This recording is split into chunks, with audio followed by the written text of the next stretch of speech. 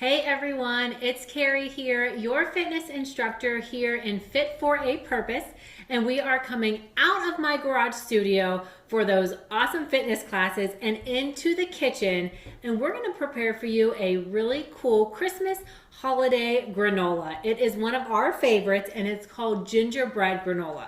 So gingerbread is one of my favorite flavors for this season. I just love all of the spices that come together. I love the flavor of molasses, that deep, dark, rich sugar that we get from it. And I love putting it in a granola form because I do a lot of cookie trays for our friends and our neighbors, teachers.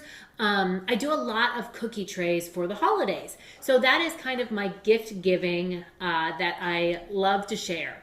And although I love all the cookies that go with it, I also really enjoy putting something a little different on my cookie tray. And I always put a little baggie of my granola on it.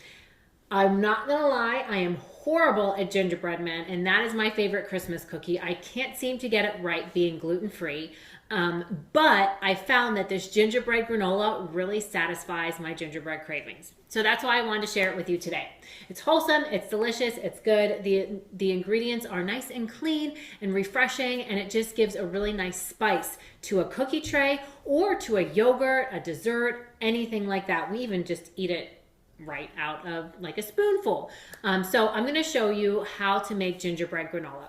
You always want to start with your wet ingredients. So I kind of already prepared this for us.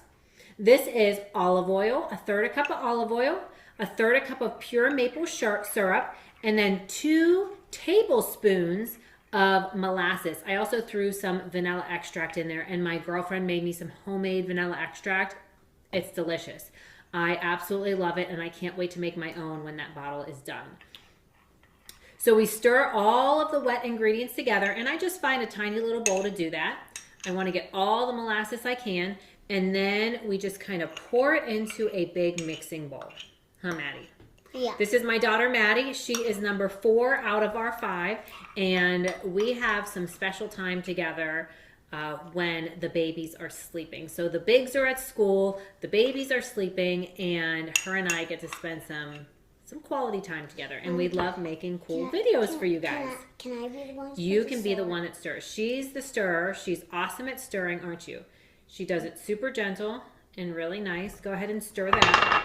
Put that in the sink. Actually, give me the spatula. I always like to get every little bit of this sugar because who doesn't like a nice sweet granola? I love making my own granola. You know what's in it. You can put what you want in it, so it's super versatile. And it's going to save you a ton of money because granola is really expensive. Okay, so you want to make sure all of those wet ingredients are nice and mixed together. Let me show everyone what that's going to look like. So it's going to look sort of like that. The olive oil, the maple syrup, vanilla extract, molasses are all in there. Go ahead, you can keep stirring. Now what I have in here are our dry ingredients. And my dry ingredients are 3 cups of oats, a half a teaspoon of ginger because we can't have gingerbread without ginger and molasses. I always put a little bit of salt. So I just crank a few cranks of salt onto my dry ingredients. And then I put a teaspoon of cinnamon. The cinnamon and ginger together really give that warm flavor of gingerbread.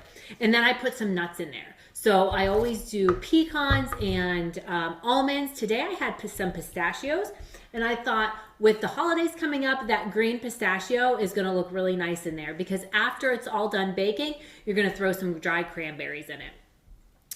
So let's put this in here. These are our dry ingredients, and then you want to mix that up really good. There we go. So here's some of the ingredients I just had out for you guys. Extra virgin olive oil. This is going to be a third of a cup. Pure maple syrup. This is organic pure maple syrup. I always get mine, all of these at Costco.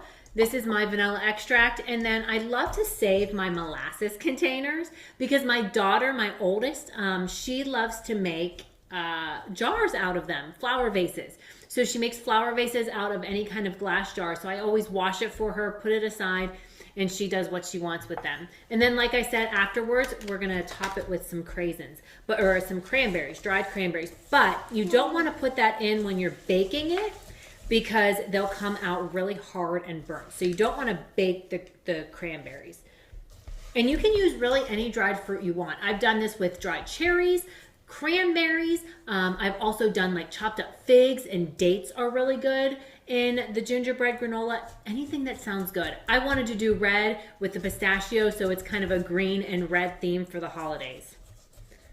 All right, I think that looks good. Then you want to line a baking sheet with parchment paper. I always find parchment paper works way better than foil. I have used foil in my granola recipes in a pinch, but it's not my favorite. So you pour the granola mixture onto the cooking sheet, and you want to bake it at 350. And I do about 25 to 30 minutes, and I always set my timer to 20 minutes. Go ahead and try it. Is it good? Yes, we love this granola. So I always set it for about 20 minutes, and then I start checking it. And you want to stir it pretty often. So it's one of those things when you're baking, you really want to stay in the kitchen when you make granola, because you don't want it to burn, and it can burn really fast. So let's take all of this off. Keep stirring. The trick to great even granola is keep stirring and keep checking it. So I just kind of spread it out. We're going to put this in the oven at 350 for about 20 to 30 minutes.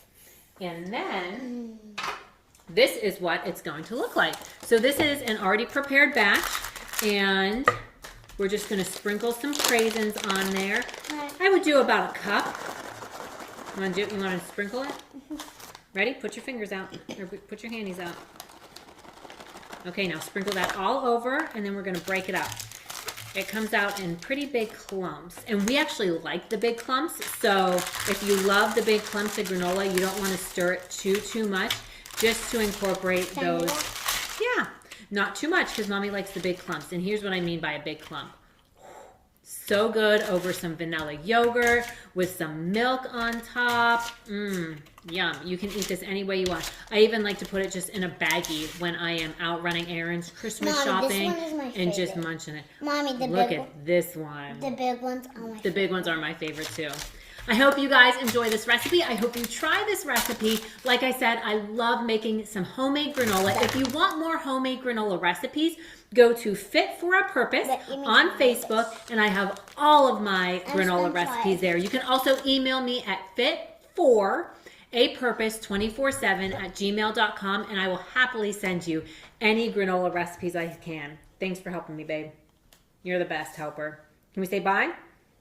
All right. Bye, guys. Merry Christmas. Merry Christmas. Merry Christmas.